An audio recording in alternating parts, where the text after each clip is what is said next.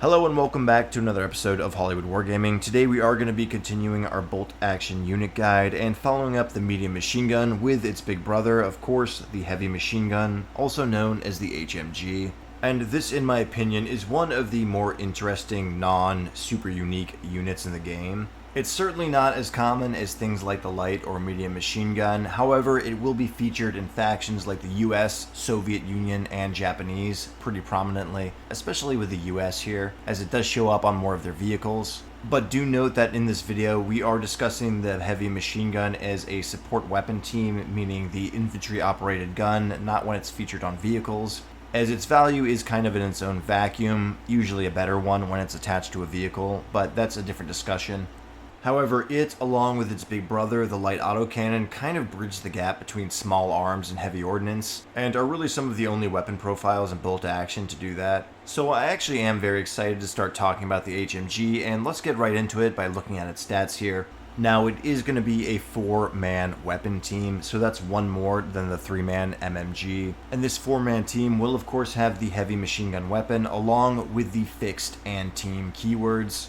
And that HMG is going to be putting out 3 shots at 36-inch range with a -1 pen modifier. And of course, fixed means that you are going to have 90-degree firing arcs for this weapon, and you will not be able to fire on advance order. Instead, you can advance and pivot your firing arc, or you can make a run for the 12-inch movement, but you cannot move and shoot this weapon, aside from that pivot. However, you will be able to relocate with that full 12 inches on a run order. Now, team weapon means, of course, when you lose your loaders and are down to last man operating the gun, he will suffer a -1 to hits, as he is trying to operate the whole weapon on his own without support. But you do have 3 bodies to lose until it comes down to that. Now, your standard heavy machine gun team is going to be coming in at a pretty heavy 70 points at regular veterancy, dropping down to 49 at inexperienced and up to 91 at veteran. I'm not really sure what's up with that 1-point disparity, but it's there. And overall, I just gotta say there's not a whole lot of reason to be taking this at anything other than regular. Now, yes, having 1 extra guy in this squad and being a veteran might keep them alive for another turn, but that doesn't even guarantee that they're gonna activate. And at 91 points, you're getting damn close to a full 10-man infantry squad. And if you really think about it, you're going to be paying about 30 points per shot, which is just obscenely overcosted for 36 inches -1, which is just a terrible, terrible deal. Yet at the other end of the spectrum, we do have inexperienced, where you could be trying to take a bargain here. However, you're going to be suffering that flat -1 to hit for being inexperienced, and one of the major problems with the HMG is that it's only firing 3 shots per engagement, so that -1 to hit is really going to choke you. And here, these -1 to hit shots are going to be costing you about 16 points per shot. Again, just really bad deal.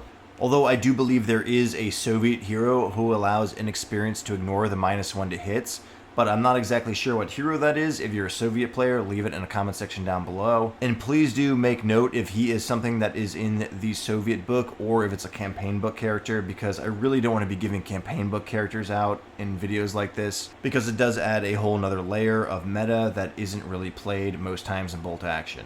But without jumping ahead too far, based on these point costs, I'm going to say that this is a very niche gun, and going either high or low with experienced or veteran, much like many other units in bolt action, is just not the move, especially for support weapons, and the HMG is no exception. You pretty much want to run it as regular every time. But overall, 70 points is not inexpensive. It's a pretty sizable chunk for a single support unit. And much like the MMG, it is going to be casting a pretty big shadow over the rest of this video when I start talking about this unit and where the heck it belongs on the battlefield. Now, right off the bat, it's a direct comparison to the MMG, and there's a little bit of give and there's a little bit of take. You're gaining 1 man, and you are gaining a penetration value of -1. However, you are dropping down to just 3 shots, which is a pretty titanic drawback, as bolt action is a game where the heaviest impact on your dice is hit modifiers. And unlike games like Warhammer, there is not really any ways to make your hits better. It just kind of always gets worse in bolt action. Now, I'm not saying that's a problem with the game rules, it's just a different set of rules and that's how it is. But in pretty much every wargame out there, including Warhammer, most people who crunch numbers will tell you that the first roll is the most important, because from there on out, it's just a continuous cliff where numbers drop off. And if you're losing a lot of numbers on that first hit roll, generally speaking, you are statistically less likely to get hits through or wounds through at the end, even if your later rolls become more favorable. So yes, that -1 penetration here is going to make veterans being wounded on 4+, regular wounded on 3+. That's great, but guess what? You still have to hit and you only have 3 shots. And once again, I want to reiterate, one of the most important things in bolt action is to hit modifiers. So with the HMG, you are essentially paying 20 more points for an extra guy in the squad, which doesn't really ultimately matter that much. It's barely going to increase your durability, especially against mortars and snipers who pretty much have the ability to clean wipe with the squad. And you're kind of paying for a higher chance to wound with less likelihood to actually hit, which is a pretty crappy trade-off. However, that's not the entire picture, because there is some extra utility with the HMG that the MMG simply doesn't have, and this is thanks to that -1 pen value. Simply put, if your weapon profile does not have a penetration value in bolt action, there is absolutely no way to put pin markers on vehicles or penetrate their armor. Now, the armor penetration system in bolt action is very simple, and basically that plus number in your weapon's penetration value will stack on top of a d6 roll, and then size up against your enemy's armor, and either match it for a glancing hit, surpass it for a penetrating hit, or exceed it by over 2 for a over-penetrating hit. And as we all know, tankettes and armored cars are going to have an armored value of 7, and that means on a successful damage roll of 6, you will actually be able to get a glancing hit on this vehicle, effectively buttoning it down and putting a sizable amount of pins on there where it may not activate for potentially the rest of the game, or even setting it on fire, potentially destroying it. Although that is the best outcome scenario with a lot of lucky rolls on your part and some unlucky rolls on your opponents, but definitely not impossible. Now, with light tanks, you can actually penetrate their side armor in the same way, and medium tanks, you can get them in the rear, although that's extremely unlikely overall. It's never happened in my bolt action career. But even at the end of the day, the fact that you have a penetration value means you will potentially be able to put pins onto an enemy vehicle, even if it is just one. And as we all know, having more than one pin on a unit greatly reduces its chance of activating. And if your 70-point machine gun stops a 200-point tank from activating for the next 2 turns, potentially forcing a rally, it's definitely made a noticeable impact on the battlefield. However, where the HMG really shines is going to be menacing soft-skin vehicles. Now, soft-skin vehicles can be hurt by small arms fire on a roll of 6+, and these would be things like trucks, Kubelwagens, or Jeeps, which definitely rear their head in the game, especially as flamethrower delivery systems. And that +1 penetration on your HMG is going to go from wounding soft-skin vehicles on a 6+ to a 5+, which is effectively doubling its chances to wound on a D6 system. And these vehicles tend to get less hit modifiers from incoming fire as they are larger targets, and can't benefit from things like the down order. So those more limited 3 shots from your HMG do have a little bit better chance of hitting these targets, and this is really what they do excel against. It is pretty great to have an HMG in Overwatch waiting for a Jeep with a flamethrower squad inside to try and pounce on you. But ultimately, if you really crunch the numbers, you're still going to be praying for the dice gods to smile upon you for this to actually work out. Because even in a scenario where you are hitting on the ideal 3+ with no negative hit modifiers, and then applying that -1 pen, you're still looking at an average of 0.66 repeating hits going through. So basically what that means is in the most ideal situations, statistically you're going to be having 2 of those 3 shots hits, and less than 1 of them on average actually scoring a wound on that 5+ roll. Meanwhile, that medium machine gun, which is 20 points cheaper, is going to be scoring 0.55 on average. Again, in the ideal situation of hitting on a 3+, but now without the pen modifier. And against soft-skin vehicles, the odds kind of stay the same as you increase the hit modifiers and worsen your chance to hit. Pretty much that MMG is going to average more hits against the targets, while the HMG is going to get a 0.10 more average wounds through to it, or damage. And this is really going to start highlighting the problem with the HMG, and also one of the core mechanics of wargaming, where the more you do statistics, the more likely they are to even out. So while that HMG does eke out a slightly, I mean very slightly higher damage against soft-skin vehicles, at least when you crunch the numbers, it's probably not actually going to reflect that in your in-game experience. Because you are throwing less dice than the HMG, you are less likely to get close to that statistical average, which in layman's terms means it's going to be swingy as hell. Now, when it comes to competitive wargaming, paying more points to be more swingy is almost never worth it. Now, okay, so soft skin vehicles, marginally more advantageous with the HMG, albeit more swingy, so maybe not really advantageous for the higher point cost. But what about armored vehicles? The MMG simply can't compare because it does not have the ability to put pins on them or even score glancing hits with no penetration value, so surely you are paying for some added utility with the HMG here. And yes, you are, however, it is still a pretty steep uphill battle here. First of all, I gotta say, you can pretty much forget the idea of an HMG actually doing damage to a vehicle with an armor value of 7. As in the ideal situation where you are hitting on a 3+ with no hit modifiers affecting you, you are only getting an average of 0.33 repeating damage through, which drops down to 0.25 if you are suffering a -1 to hit, perhaps from a pin or long range, and then a 0.16 repeating should you get down to 5+ to hits. But hey, hot dice happen, right? Well, there's another major problem you have to take into consideration here. And this is a surprisingly severely neglected rule I see in bolt action, and for some reason it comes up a lot with small weapon teams, more so than things like big AT guns, where when you're shooting at long range, you lose -1 penetration. Now, as far as I know, there's been no erratas or other verbiage that says it can't be reduced to 0, so this HMG's +1 penetration value is gone beyond 18 inches. That's right, beyond 18 inches, your HMG is just an MMG with 3 shots. Meanwhile, that Sonderkraftfahrzeug 222 can sit at 24 inches and happily pelt you within half range of their light autocannon, while your shots simply cannot damage it. Now, surely this HMG can still try and put a pin onto that vehicle and potentially stop it from activating. That definitely has some value, right? And yes, that is true. However, we are now getting into another one of the most forgotten rules in Bolt Action 2nd Edition, and this is the application of pins onto a vehicle when the penetration value of the weapon can't actually penetrate the armor.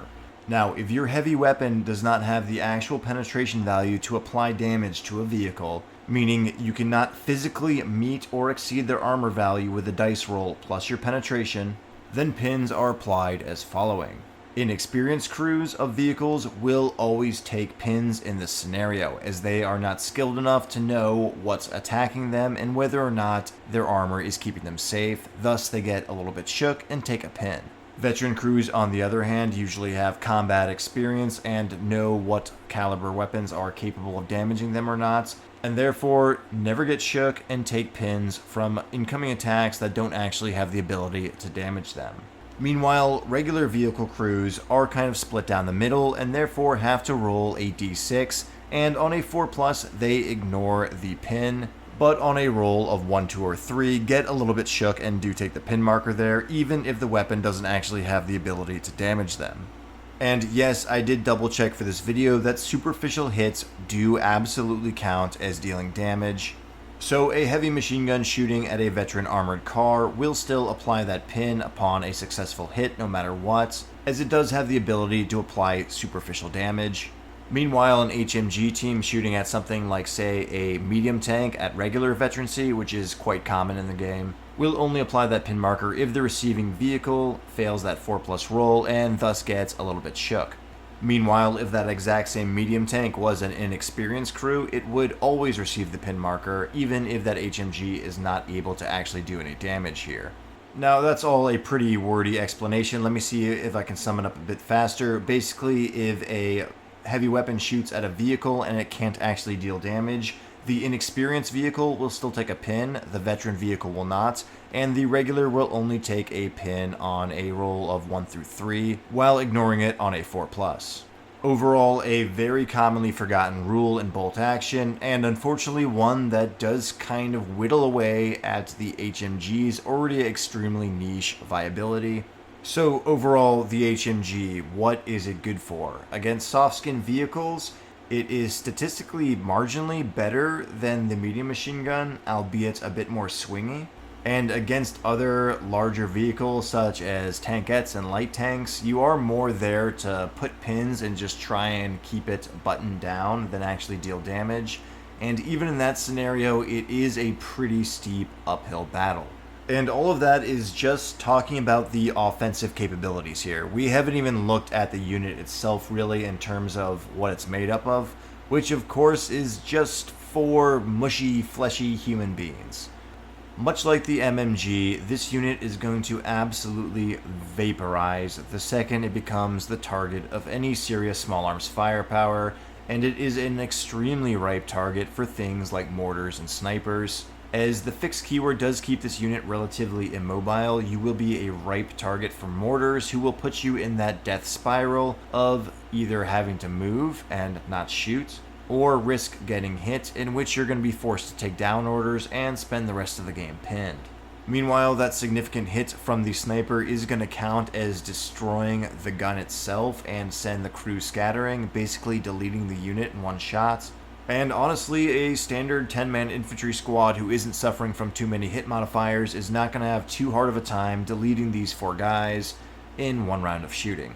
So overall, it's not durable. Now, as some of you guys pointed out in my last video, I did not discuss the gun shield option on these machine guns, which some of the Russian medium machine guns get, along with the Russian heavy machine guns. And basically, this 5-point upgrade is going to decrease the chance to wound by 1 from incoming shots, basically kind of giving you a pseudo veterancy buff when it comes to deciding damage. But unfortunately, this is not going to help you against indirect fire, like mortars or sniper shots, who again are your biggest threats. But even then, against high volumes of fire, it's probably not going to be enough to keep you in the fight.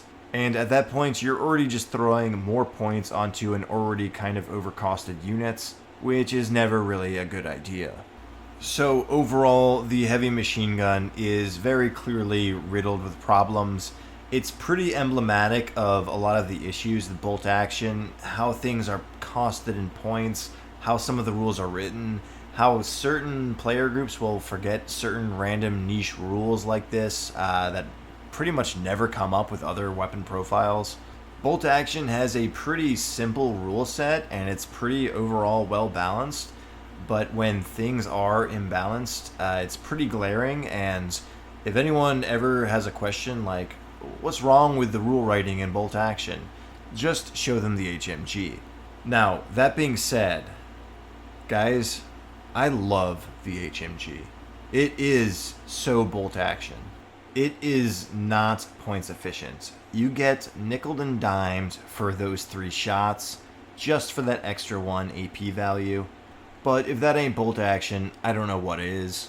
And it inhabits this really rare niche in the game that you just don't see very often. Like I said, it's kind of similar to the light autocannon, where you're bridging the gap between small arms and actual field ordnance. And while them being very swingy in nature against things like armored cars and tankettes and soft-skin vehicles, when they do swing the right way, it makes for moments in games that your group will be talking about forever. And while you're not necessarily reliably putting pins onto your opponent's vehicles, the times you do have that extra second pin stick onto a vehicle that hangs around after their activation gives them -1 to hit is going to be something that will make your opponent dread the HMGs and perhaps inflict more psychological damage than actual battlefield damage, which, much like in real warfare, can cause them to make mistakes and lose otherwise unlosable battles. Also, HMGs are not widely accessible in bolt action. A lot of factions simply can't take them or can only take them in very limited capacity. And in a game like bolt action, where most units have very comparable stats across the board, I highly recommend players spec in and collect unique units for their faction, because they will really throw a wrench into your standard meta and mix things up, thus keeping the game fresh. And I suppose now is a good time to talk about some of the more unique heavy machine guns out there. Now, first up, you are going to have the DAS HK heavy machine gun for the Soviets. And this will be able to take that gun shield for 5 points, and then also a pintle mount tripod for an additional 5 points. And the tripod is going to allow you to take shots against aircraft should an air observer call in an airstrike, which is pretty much one of the most miserable experiences in bolt action. The rules for aircraft coming in are pretty much just throwing a bunch of dice, consulting a bunch of charts, and either nothing happens or something ridiculously punishing happens. It's a very feels bad mechanic, and while it is nice to maybe just shoot them down and not have to deal with that, I probably wouldn't pay for this upgrade unless I had a person in my group who was notorious for bringing aircraft to the battlefield and making everyone suffer. But aside from that, the DS-HK is pretty much your standard heavy machine gun. However, on the other side of the Caulk and Gull, we do have the Japanese getting a little more funky as per usual, as their Type 93 heavy machine gun can be upgraded to a dual machine gun for plus 50 points. Now, this heavy machine gun is going to come included with that pintle mount, allowing it to shoot aircraft, meaning it will be 75 points base, plus 50 for that second gun, coming in at a pretty steep 125 points at regular veterancy. And while this isn't really something I would say is competitive, it's definitely a whole lot of fun. It is going to draw a lot of firepower very fast, but in the turns you do get to shoot it, it is going to do some serious damage. And I particularly like the idea of this thing finishing off small infantry squads, maybe pushing them below half strength, or waiting in ambush for soft-skin vehicles to advance. I think it'll really excel in those roles, and it's going to just really be a lot more rewarding when you activate and shoot it. But I would recommend you deploy it very cautiously and be ready for it to die pretty fast, because it's going to be a hot target for things like mortars, who, mind you, are about half its cost. But lastly here, we are going to have a rather unique one for the US, which is going to be the M51 multiple machine gun carriage.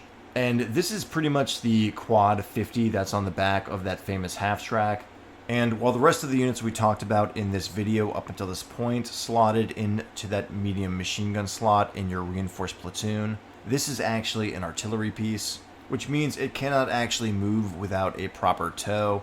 However, it is pretty much just 4 heavy machine guns, which will come in at 105 points at regular, which is one hell of a bargain. And yes, being completely immobile without a tow is something that is quite the drawback, especially since you're such a nice target for mortars. But ultimately, it's extremely hard to argue with that points cost with the amount of damage output.